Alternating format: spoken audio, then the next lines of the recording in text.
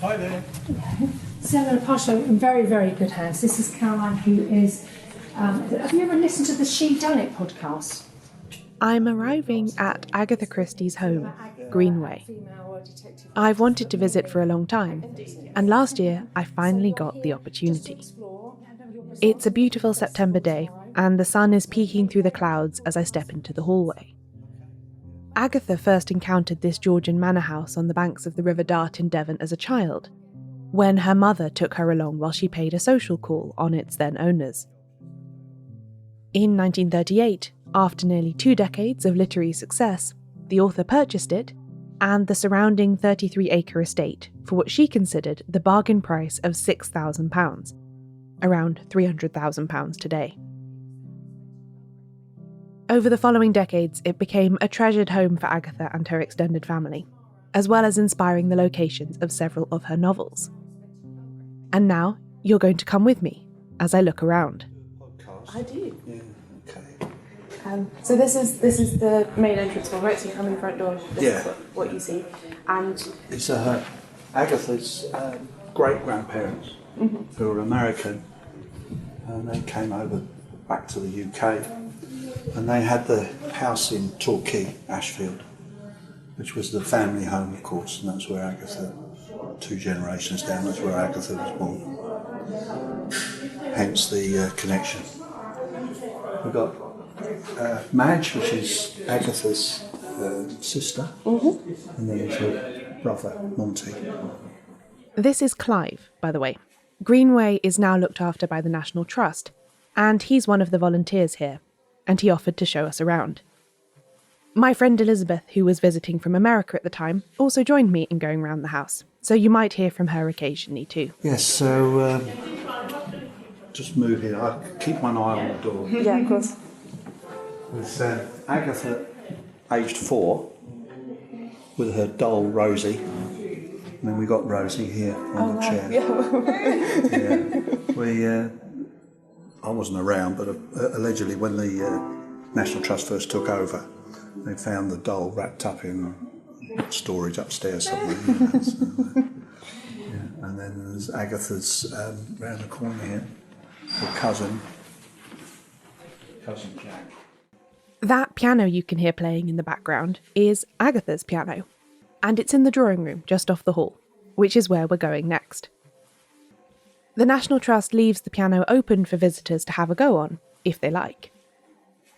This room is richly furnished and clustered with beautiful objects, but it's also cosy. The sofas are squashy and look like the perfect place to nestle in by the fire and get lost in a book for a few hours. Which is exactly what Agatha intended when she arranged them like this, I think. Yeah. So, collections of pottery. We come through here. Take a picture of Rosie.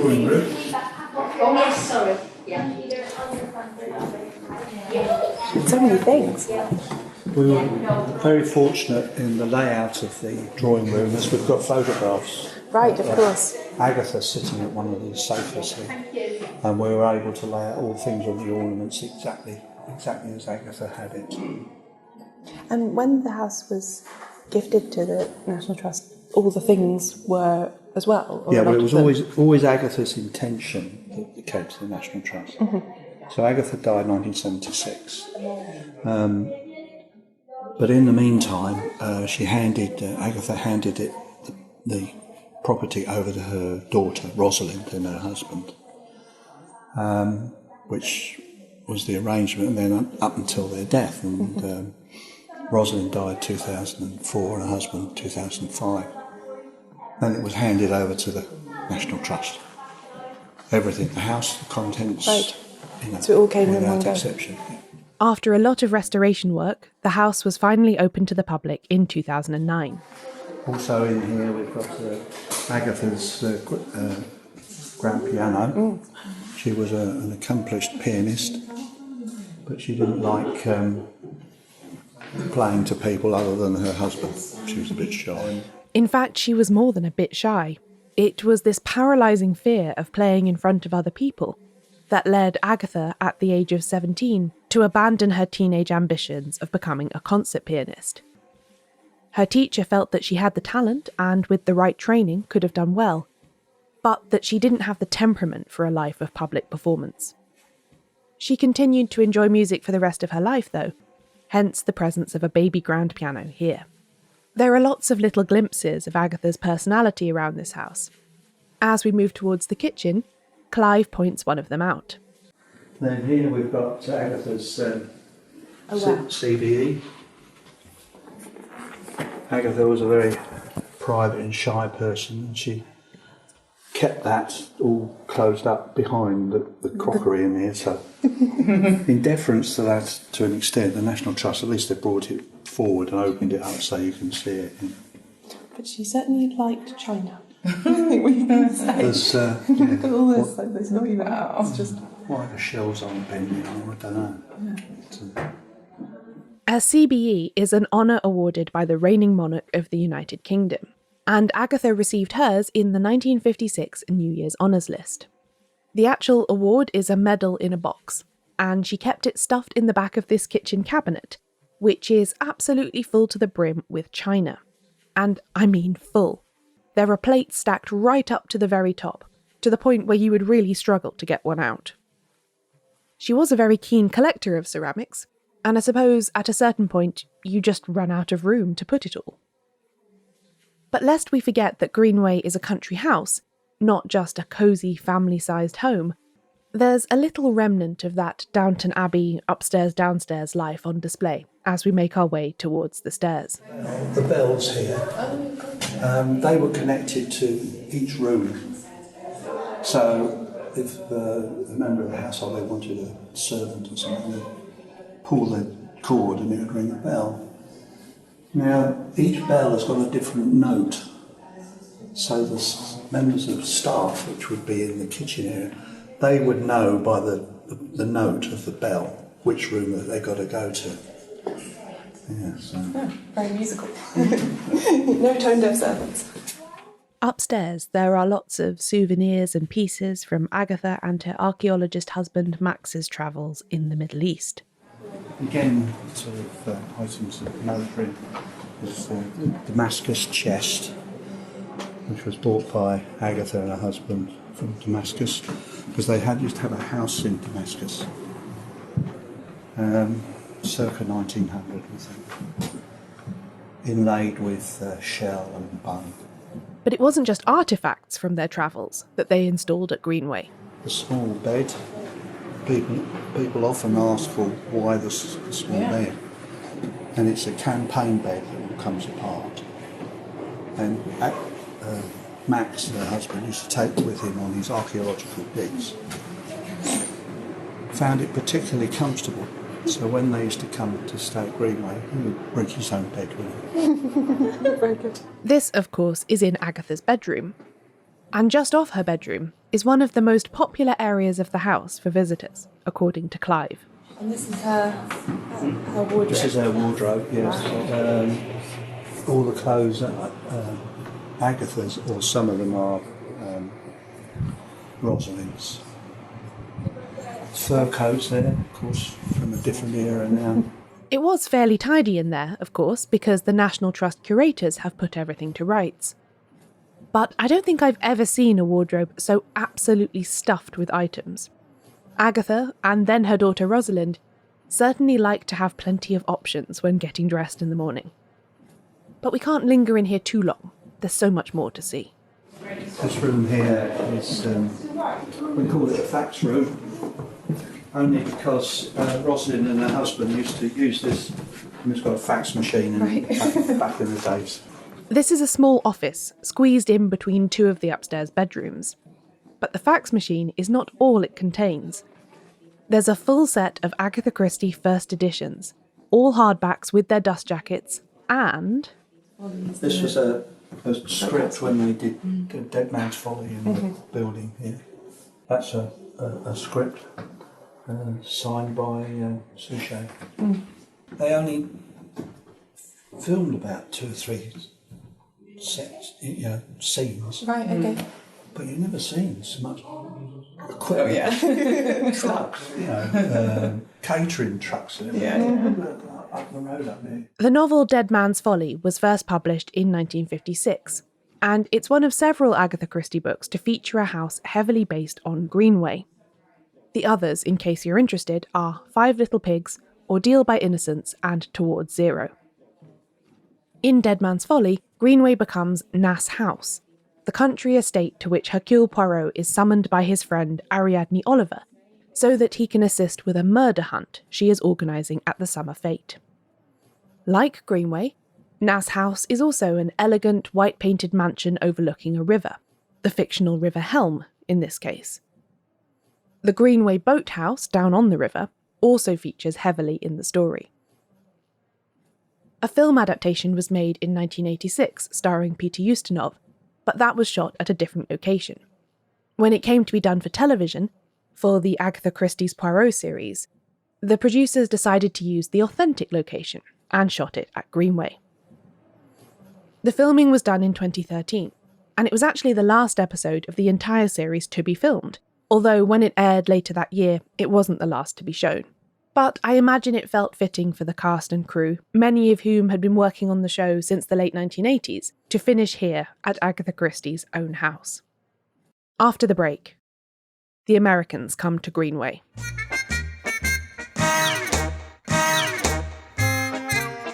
Agatha Christie bought Greenway, a house that she described in her autobiography as the most perfect of the various properties on the Dart, in 1938. She had just finished remodelling it, adding bathrooms and demolishing the Victorian wing that had been added to the original Georgian structure, when the Second World War began the following autumn. Greenway was in a rural part of the country, so Agatha started off by taking in friends' children to keep them safe from bombing raids in cities, while Max joined the local Home Guard. Agatha also refreshed her dispensary training at the hospital in Torquay, so she was once again qualified to volunteer making up medicines as she had during the First World War. Then air raids began in Devon, with boats on the River Dart being attacked from the air, perhaps because of the proximity of the big naval college at Dartmouth. The children were quickly sent back to their homes, and Agatha and Max moved into one of their London houses, where they felt they could be more active with war work.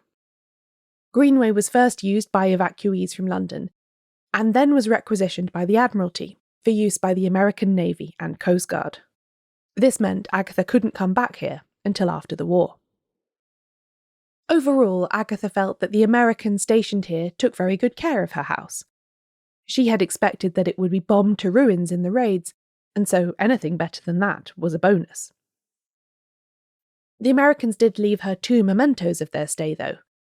They added 14 toilets in the larder, which she had great difficulty in persuading the Admiralty to remove afterwards, and they also partly redecorated one of the downstairs rooms.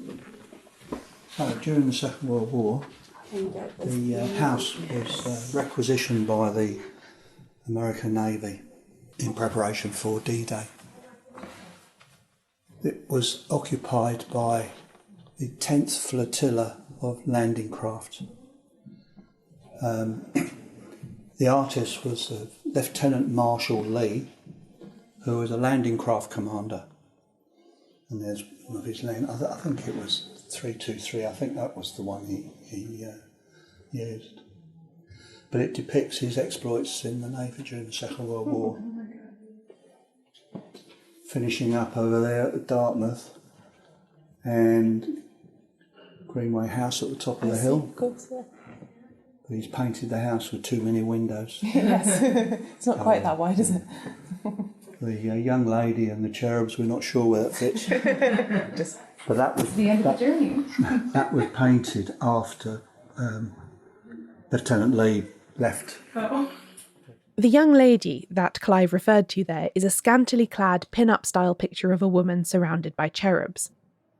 The commander of the men stationed at Greenway wrote to Agatha at the end of the war and offered to repaint the room and restore it to its original state, but she declined.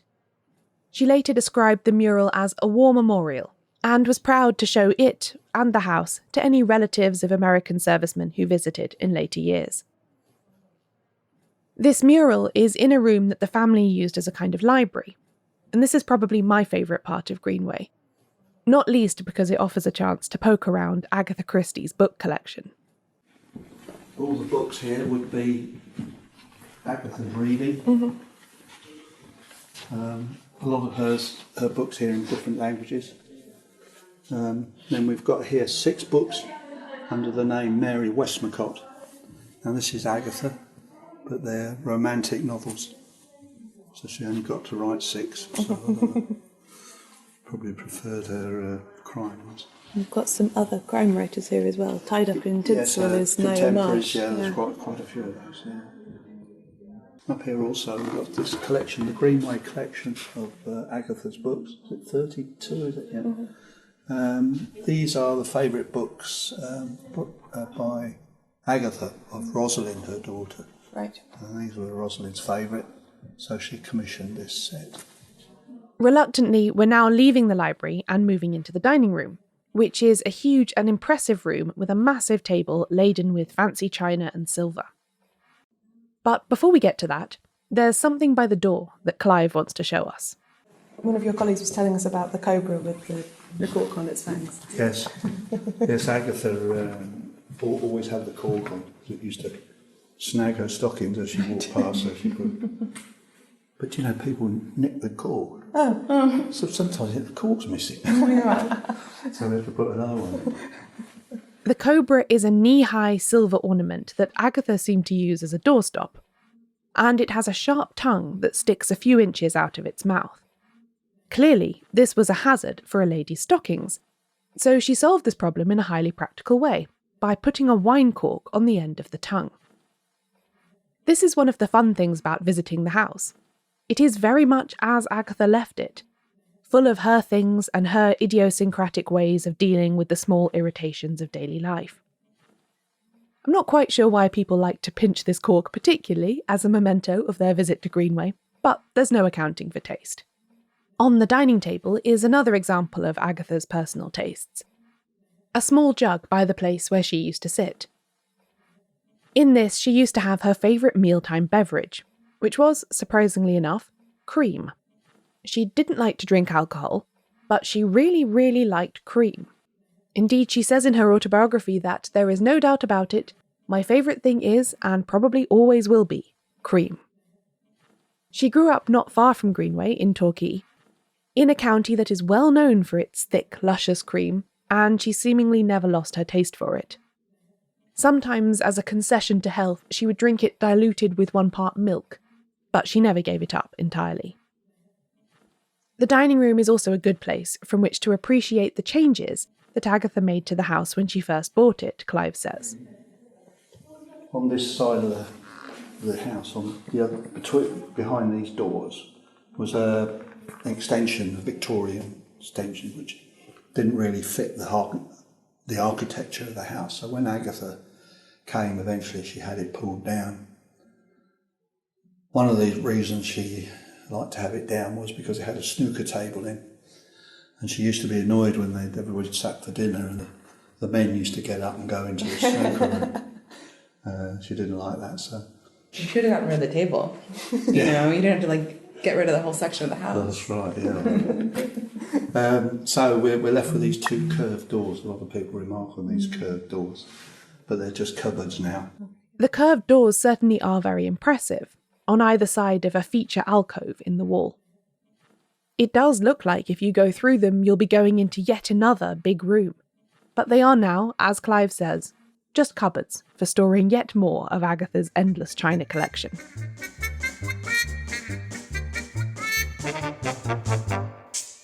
And that brings us to the end of our tour.